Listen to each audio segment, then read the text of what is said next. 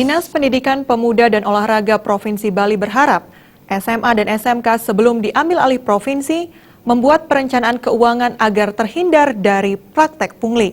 Jika mulai tahun 2017 mendatang, SMA dan SMK memungut dana dari masyarakat tanpa perencanaan yang disahkan Disdikpora Provinsi, maka sekolah tersebut dinyatakan melakukan praktek pungli. Sebelum sah SMA dan SMK diambil alih provinsi, Dinas Pendidikan Pemuda dan Olahraga Provinsi Bali sudah mensosialisasikan langkah yang seharusnya dilakukan SMA dan SMK. Salah satu poin yang menjadi perhatian pemerintah adalah menghindari pungli. Ombudsman Provinsi Bali menyatakan pungli terbesar kedua dilakukan di sekolah.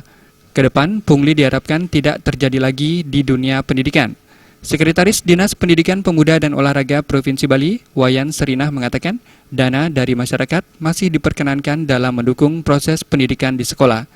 Namun harus ada dalam perencanaan atau tercantum dalam rencana kegiatan dan anggaran sekolah atau RKAS. Tentunya, RKAS harus disahkan terlebih dahulu oleh Disdikpora Provinsi. Serinah menambahkan, prioritas anggaran harus diambil dari APBD Provinsi, menyusul dana BOS pusat, dan jika kekurangan, maka diperkenankan menarik dana masyarakat atau komite untuk menutupi. Ditambahkannya, dana masyarakat bisa diambil atas dasar mediasi komite sekolah yang keanggotaannya terdiri dari orang tua siswa, tokoh masyarakat, dan pengamat pendidikan.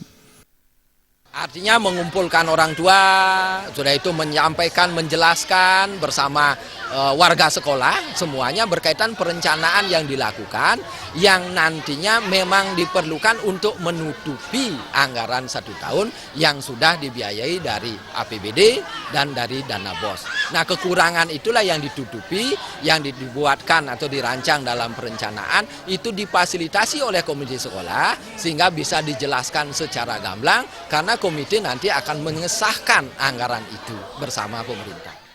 Selain untuk kegiatan, dana yang diambil dari masyarakat dikategorikan pungli, seperti biaya pengesahan ijazah dan pengadaan baju seragam di luar RKAS.